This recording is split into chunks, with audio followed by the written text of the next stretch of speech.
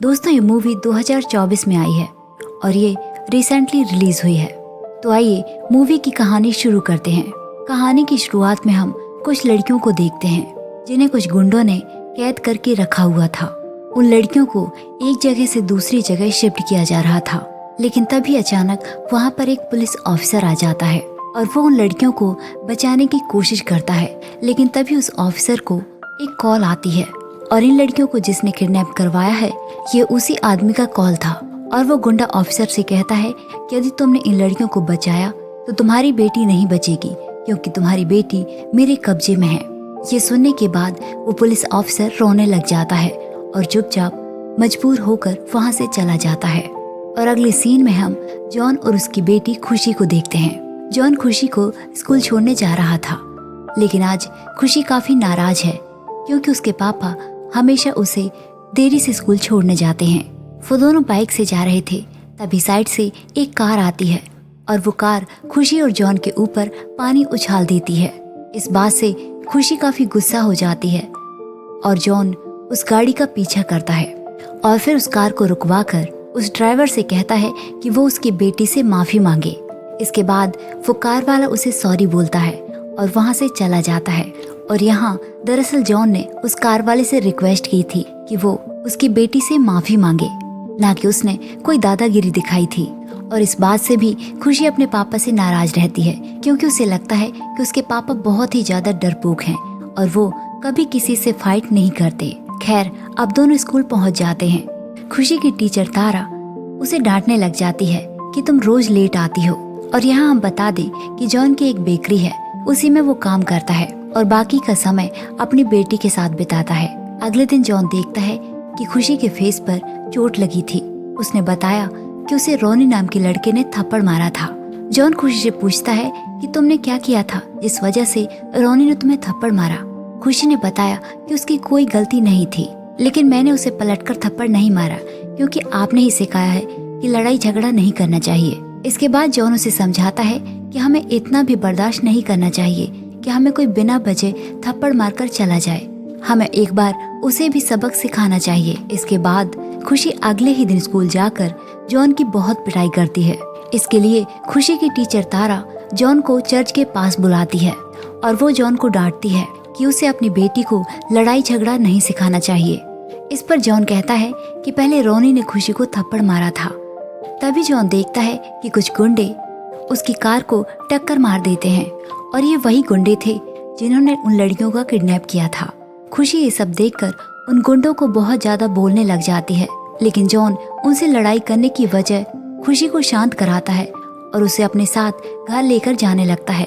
लेकिन तारा उसे रिक्वेस्ट करती है कि वो मुझे थाने में छोड़ दे।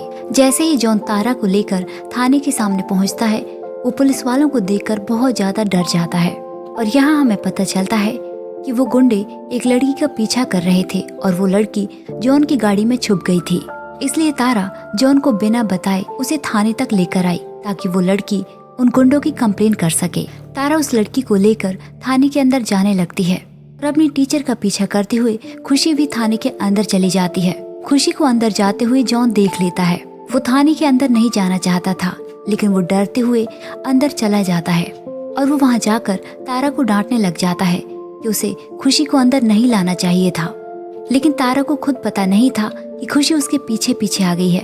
तभी वहाँ पर वही पुलिस ऑफिसर आ जाता है जिसे हमने कहानी के स्टार्टिंग में देखा था, जिसकी बेटी को उन गुंडों ने किडनैप कर लिया था। वो ऑफिसर जॉन से कहता है कि ऐसा लगता है जैसे मैंने आपको पहले कहीं देखा है।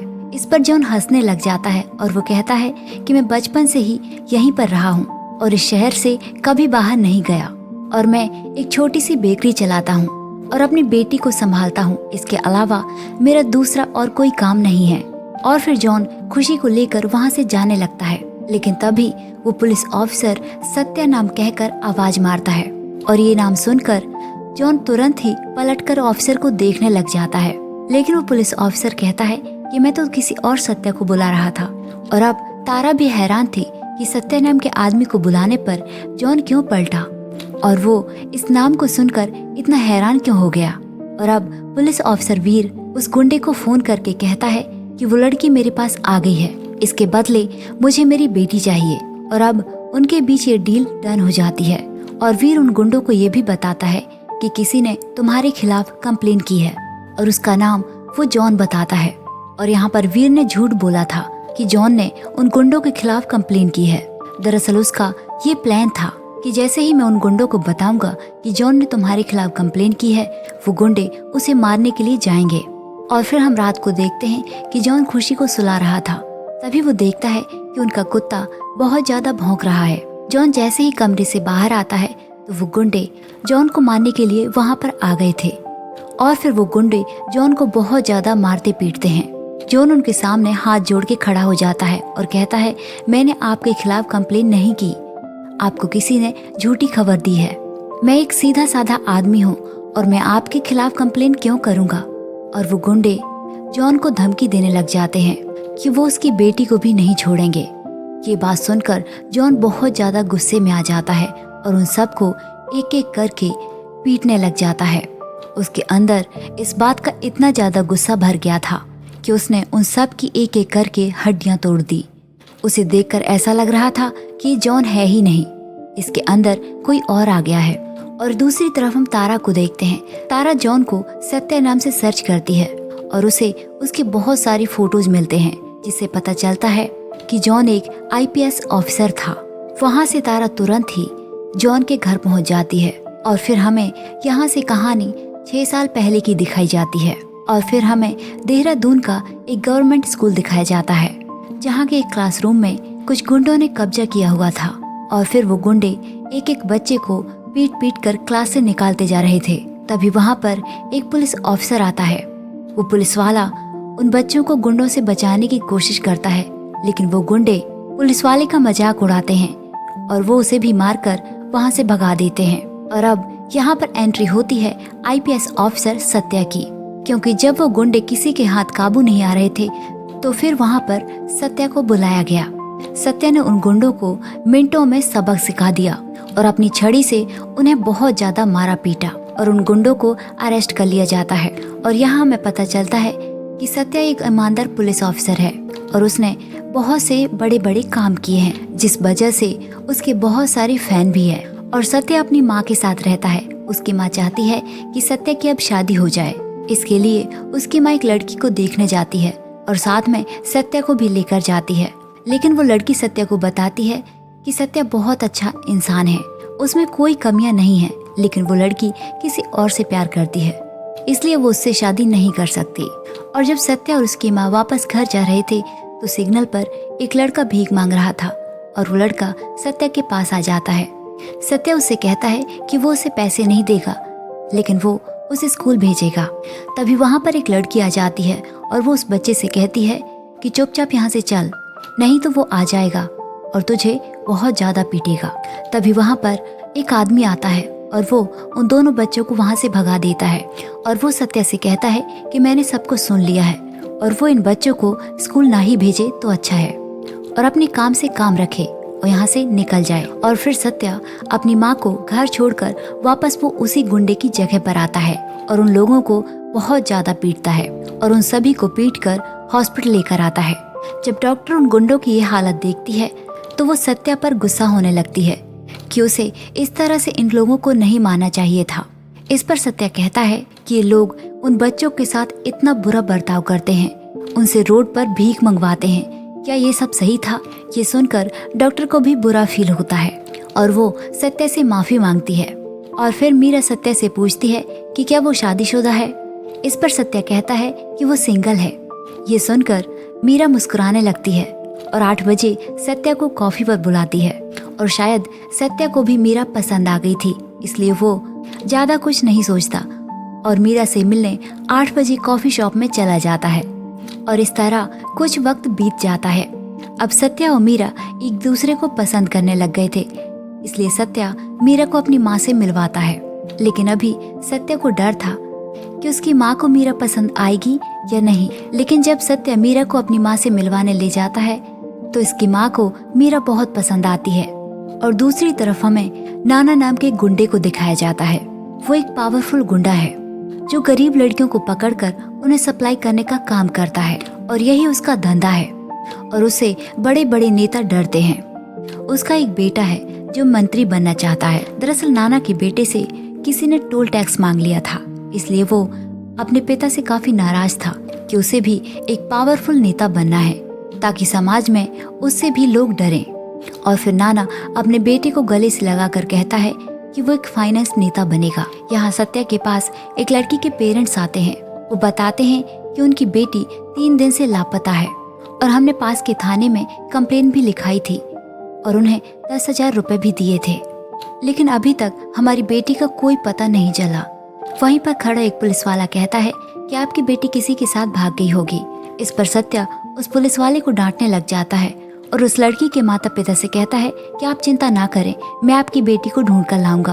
और फिर सत्या उस लड़की के स्कूल जाता है और सीसीटीवी फुटेज से पता चलता है कि वो लड़की स्कूल से निकलकर बस स्टॉप पर आई थी और वहाँ पर वो उस लड़की के बारे में एक चाय वाले से पूछता है। वो चाय वाला भी बताता है कि वो लड़की रोज यहाँ स्टॉप पर आती है और वो वहाँ के एक कुत्ते को रोज बिस्किट भी खिलाती थी, लेकिन 3 दिन से मैंने उसे नहीं देखा। इस वजह से वो कुत्ता काफी मायूस था। तभी सत्या देखता है कि वहाँ से एक काली गाड़ी गुजर रही है और वो कुत्ता उस पर बहुत ज्यादा भौंकने लगा। इस पर सत्या को थोड़ा सा डाउट होता है कि शायद वो कुत्ता उससे कुछ कहना चाहता है, इसलिए उस डॉग को अपनी कार में बैठा लेता है और आगे के सीसीटीवी चेक करवाने को कहता है। और फिर रास्ते में वो उस डॉग को छोड़ देता है और उस डॉग का पीछा करने लग जाता है। और फिर हम देखते हैं कि वो डॉग उस लड़की को ढूंढ लेता है। उस लड़की की हालत बहुत ही ज्यादा खराब थी और यहाँ हमें पता चलता है कि उस लड़की के साथ नाना के बेटे ने गलत काम किया था। इससे पहले कि सत्या वहाँ पर पहुँचता, उन गुंडों ने वहाँ पर आग लगा दी थी और सत्या के सामने उस लड़की की मौत हो जाती है।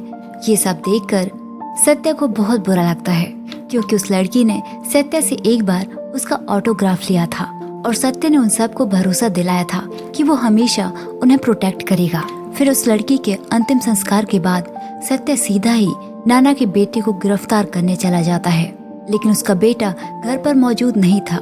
सत्या ने नाना से उसके बेटे के बारे में पूछा। उसने बताया कि मेरा बेटा 3 दिन से घर नहीं आया, शायद वो कहीं पार्टी कर रहा होगा। और अब तो उसका बेटा एक मंत्री बन चुका था कि जब उसको मेरा बेटा मिले तो उसे अरेस्ट ना करे बल्कि उसे सैल्यूट करे, क्योंकि अब वो एक नेता है। ये बात सुनकर सत्या को गुस्सा तो बहुत आता है, लेकिन वो चुपचाप वहाँ से चला जाता है और रास्ते में वो रुककर हवलदार रामसेवक से पूछता है कि अब हमें आगे क्या करना होगा, क्योंकि हमें पता भी है कि क्राइम किसने किया है। रामसेवक कहता है कि सर हम उसे गिरफ्तार कर भी लेंगे तो वो 2 दिन में छूट जाएगा और उल्टा एक ईमानदार ऑफिसर का ट्रांसफर कर दिया जाता है ताकि वो ईमानदारी से अपना काम ना कर सके। सत्या रामसेवक से पूछता है कि यदि वो एक पुलिस वाला ना होता तो वो उस आदमी के साथ क्या करता। इस पर रामसेवक कहता है कि यदि मैं एक कॉमन मैन होता तो मैं उस दरिंदे के साथ वैसा ही करता जैसा उसने उस लड़की के साथ किया, मैं उसे भी जिंदा जला देता। तभी वहाँ पर सत्या एक माचिस की तीली फेंकता है और मिनटों में बहुत ज्यादा आग जलने लग जाती है, जिसके बाद सत्या रामसेवक को पूरी सच्चाई बताता है। दरअसल उस जगह पर सत्या ने नाना के बेटे को रखा हुआ था। उसने पहले ही उसके बेटे को पकड़ लिया था। वो जानबूझकर नाना के घर गया था ताकि उस पर किसी को शक न हो। और अब रामसेवक की बात सुनने के बाद सत्या ने नाना के बेटे को उसी तरह से मारा जिस तरह उसने उस लड़की को मारा था। और जब नाना को इस बारे में पता चलता है तो वो बहुत ज्यादा दुखी हो जाता है और साथ ही साथ गुस्से से बौखला जाता है कि किसकी इतनी हिम्मत जिसने मेरे बेटे को जान से मार दिया। वो सत्या से इस बारे में बात करता है। सत्या कहता है कि शायद उस लड़की के भाई ने उसे मारा होगा और यहाँ सत्या अपने आप को उस लड़की का भाई बता रहा था और वो उसे उसके भाई का नाम सत्या वर्मा बताता है। और अब नाना ने फैसला कर लिया था कि वो अपने बेटे का बदला सत्या से लेकर रहेगा। और अगले सीन में हम सत्या और मीरा को देखते हैं। अब मीरा अपनी फैमिली से सत्या को मिलवाने वाली थी, लेकिन मीरा के पिता को पुलिस वाले बिल्कुल नहीं पसंद, क्योंकि उनका मानना है कि पुलिस वालों की लाइफ काफी रिस्की होती है, इसलिए वो इस रिश्ते के लिए इनकार करते हैं। लेकिन सत्या बताता है कि वो एक सीधा साधा गांधीवाद इंसान है, वो मारपीट वाला पुलिस वाला बिल्कुल भी नहीं है। और ये सब सुनकर मीरा के घर वाले शादी के लिए मान जाते हैं, लेकिन तभी अचानक नाना के गुंडे वहाँ पर आ जाते हैं और वो सत्या को मारने की कोशिश करते हैं। सत्या तुरंत ही मीरा के घर वालों को एक सेफ जगह पर ले जाता है और फिर उन गुंडों को बहुत बुरी तरह से पीटता है। और अब ये सब देखकर मीरा के पिता बहुत ही ज्यादा नाराज हो जाते हैं कि उसने उसे झूठ बोला था और अब वो ये शादी हरगिज नहीं होने देंगे। इसके बाद सत्या सीधा ही नाना के घर जाता है और वो उसे अरेस्ट कर लेता है और मीडिया उसके घर के बाहर खड़ा हुआ था। और अगले दिन फिर से सत्या मीरा के पास जाता है और वो उसे मनाता है कि वो कैसे भी करके अपने घर वालों को मनाए। इस पर मीरा कहती है कि यदि वो पुलिस की जॉब छोड़ देगा तो वो उससे शादी कर लेगी, नहीं तो नहीं। लेकिन सत्या इसके लिए नहीं मानता और मीरा को कहीं ना कहीं पता था कि सत्या इस बात के लिए कभी नहीं मानेगा। और फिर मीरा एक बार फिर से अपने घर वालों को मनाती है। सत्या भी उसके घर वालों को कन्विंस करता है और इस बार फाइनली उसके घर वाले मान जाते हैं और अब सत्या और मीरा की शादी हो जाती है। शादी के बाद दोनों बहुत ज्यादा खुश थे। इस तरह 1 साल बीत जाता है। मीरा ने एक बेटी को जन्म दिया। उन्होंने अपनी बेटी का नाम खुशी रखा और इसी तरह 3 साल बीत जाते हैं। एक दिन दोनों अपनी बेटी के साथ खेल रहे थे, तभी अचानक नाना के आदमी मीरा को शूट कर देते हैं। ये देखकर सत्या बहुत ही ज्यादा हैरान था और फिर वो सत्या को भी गोली मार देता है। और फिर उसके पास नाना आता है। वो कहता है कि जिस तरह उसने उसके बेटे को मारा उसी तरह वो भी उसकी फैमिली को खत्म कर देगा। और फिर नाना को पता चलता है कि सत्या की एक बेटी है जो ऊपर अपनी दादी के साथ है। वो ऊपर जाकर उसकी दादी को भी खत्म कर देता है, मतलब कि सत्या की माँ को। और फिर वो पूरे घर में पेट्रोल छिड़क देता है। और तभी हम मीरा को देखते हैं जो जख्मी हालत में थी। वो बड़ी ही मुश्किल से अपनी बेटी को लेकर आती है। वो सत्या से कहती है कि वो तुरंत ही खुशी को हॉस्पिटल लेकर जाए। इतना कहकर मीरा की मौत हो जाती है और कुछ देर के बाद उनके घर में एक बहुत बड़ा ब्लास्ट होता है। लेकिन तब तक सत्या और खुशी घर से बाहर निकल चुके थे और अपनी बेटी को बचाने के लिए उसने पुलिस की जॉब छोड़ दी। उसने सोचा कि उसकी बेटी के लिए यही सही होगा। उसने इस जॉब में अपना पूरा परिवार खो दिया था और अपनी पहचान बदलकर दूसरी जगह शिफ्ट हो गया था। और यहाँ से कहानी प्रेजेंट में आती है, जहाँ पर हमें पता चलता है कि तारा कोई टीचर नहीं बल्कि अंडरकवर एजेंट है जिसका नाम है अधीरा। और वो सत्या से वादा करती है कि इस बारे में वो खुशी को कभी कुछ नहीं बताएगी। अगले दिन खुशी पिकनिक में जाने वाली थी। सत्या खुशी को पिकनिक जाने वाली बस में छोड़कर आ जाता है। बस के जाने के बाद सत्या को नाना का कॉल आता है और वो उसे कहता है कि वो जान चुका है कि सत्या जॉन बनकर रह रहा है और अब सत्या को सबसे ज्यादा फिक्र अपनी बेटी की थी। वो भागता हुआ बस का पीछा करता है। तभी वो देखता है कि बस पानी में गिर चुकी है, लेकिन वो सही वक्त पर वहाँ पहुंचकर सभी बच्चों को बचा लेता है। और फिर से सत्या को नाना का कॉल आता है। वो कहता है अभी तो उसने बचा लिया, लेकिन आगे वो कुछ भी बचा नहीं पाएगा। अब सत्या को पता चल चुका था कि नाना इतनी आसानी से उसका पीछा नहीं छोड़ेगा, इसलिए एक बार फिर से वो सत्या बनकर थाने में जाता है। वो सबसे पहले उस पुलिस ऑफिसर को मारता है जिसने नाना के साथ मिलकर सत्या की फैमिली को मरवाया था। अब सबको लग रहा था कि सत्या मर चुका है, इसलिए वो एक एक करके नाना के सभी आदमियों को मार देता है। और अब नाना सत्या को मारने के लिए अपने भाई को कह देता है, लेकिन जब नाना का भाई सत्या को मारने आता है तो सत्या उल्टा नाना के भाई को खत्म कर देता है। और फिर हम सत्या के घर पर रामसेवक को तारा को देखते हैं।